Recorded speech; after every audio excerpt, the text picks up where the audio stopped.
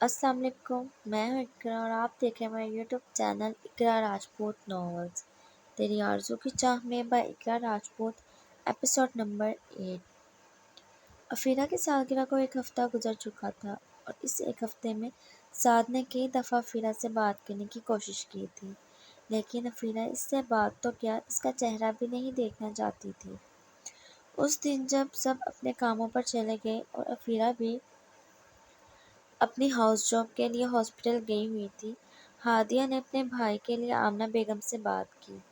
افیرا کی سالگرہ والے دن حماد کو افیرا بہت پسند آئی تھی اور وہ اس سے شادی کرنے کا خواہشمند تھا، اس لیے اب ہادیہ نے حماد کے لیے افیرا کی بات کی تھی آمنہ بیگم سے، جس پر آمنہ بیگم کچھ مضطرب سی ہو گئیں۔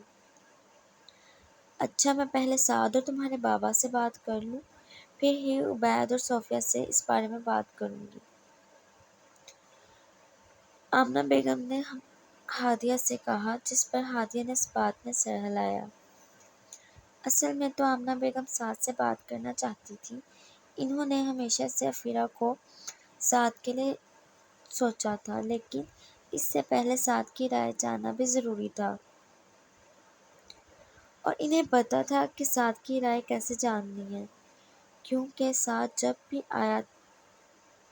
جب سے آیا تھا وہ سعد اور افیرا کے درمیان اس سرد مہری کی جنگ کو محسوس کر چکی تھی، لیکن وہ پھر بھی ایک بار سعد سے بات کرنا چاہتی تھی۔ پھر اسی دن آمنہ بیگم نے سب سے پہلے زید صاحب سے بات کی، جس پر زید صاحب نے پہلے سعد کی رائے جاننے کو کہا۔ سعد اپنے کمرے میں صوفے پر بیٹھا لیپ ٹاپ پر کام کر رہا تھا جب آمنہ بیگم اور زید صاحب اس کے کمرے میں چلے آئے۔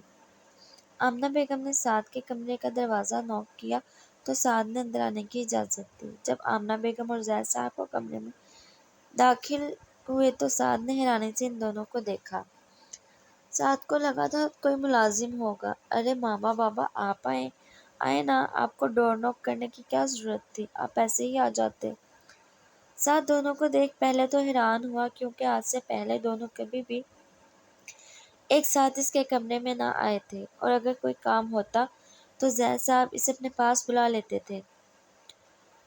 کچھ نہیں بیٹا، ہمیں آپ سے ضروری بات کرنی تھی، آمنہ بیگم نے زید صاحب کی طرف دیکھتے سعد سے کہا، تو سعد نے کچھ الجھ کر دونوں کو دیکھا۔ جی ماما بتائیں، کیا بات کرنی ہے، سعد نے دونوں کی طرف دیکھتے ہوئے کہا۔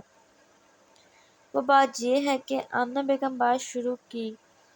آمنہ بیگم ڈر بھی رہی تھی کہ وہ کیسے بات کریں، کہیں سعد انکار ہی نہ کر دیں۔ جی ماما کہیں، کیا بات ہے، میں سن رہا ہوں، برخوردار۔ وہ بات یہ ہے کہ افیرا کا رشتہ آیا ہے۔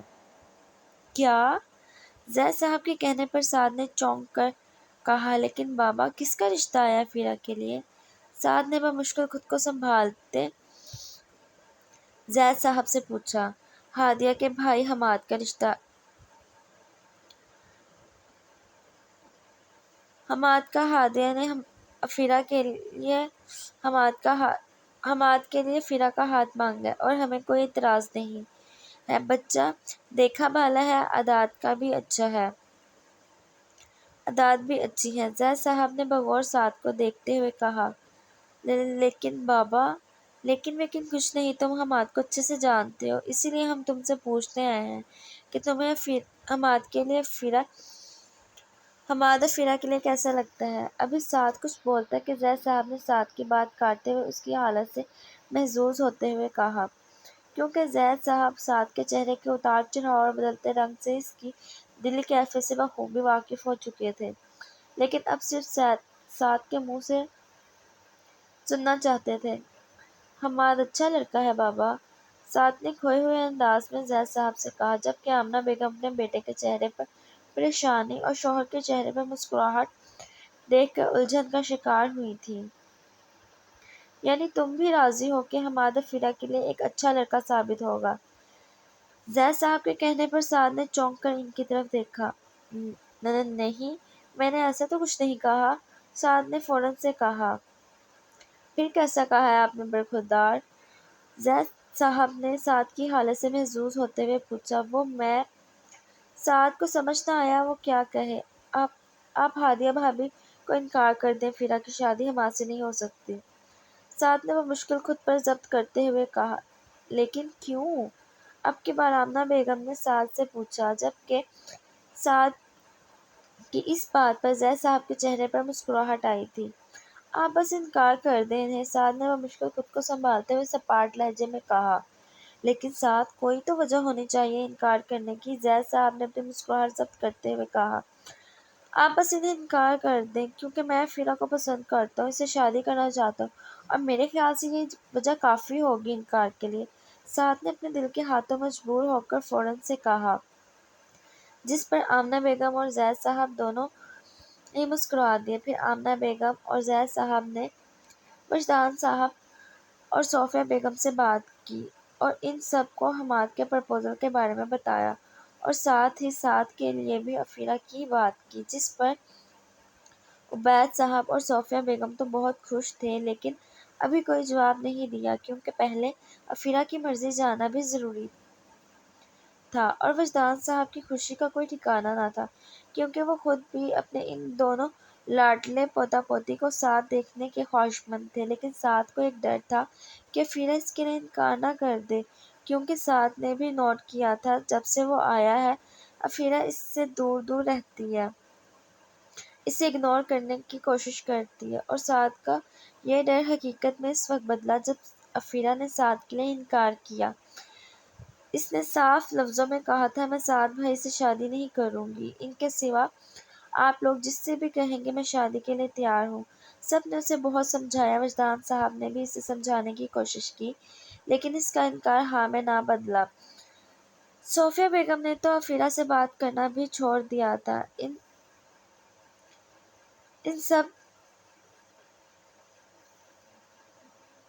نے ہی اسے سمجھا سمجھا کر تھک گئے تھے، لیکن وہ نہ مانے۔ ان کے انکار پر آمنہ بیگم اور زید صاحب کو بھی بہت دکھ ہوا تھا، لیکن دونوں کو ہی عفیرہ اپنے بچوں سے زیادہ عزیز تھی۔ ان دونوں کا خیال تھا کہ عفیرہ کو اپنی زندگی کا فیصلہ کرنے کا پورا حق ہے۔ سعد بھی خاموشی سے سب دیکھ اور سن رہا تھا، لیکن سعد کی خاموشی اس وقت ٹوٹی جب عفیرہ نے حماد کے لیے اپنی رضامندی دی۔ سعد کا تو یہ حال تھا جیسے اسے کسی نے تپتی دھوپ میں لا کھڑا کیا ہو۔ سعد کو پتہ تھا عفیرہ ناراض ہوگی، لیکن اس قدر اسے اندازہ نہ تھا۔ اسے لگا تھا کہ یہ وقتی ناراضگی ہے، وہ سب کو کے منانے پر مان جائے گی، لیکن وہ نہ مانی، اور نہ ہی اس نے ماننا تھا۔ اس نے تو سیدھا سیدھا سعد پر حماد کو فوقیت دی تھی، حماد سے شادی کی حامی بھر لی تھی۔ اس لیے سعد عفیرہ سے صرف ایک دفعہ بات کرنا چاہتا تھا۔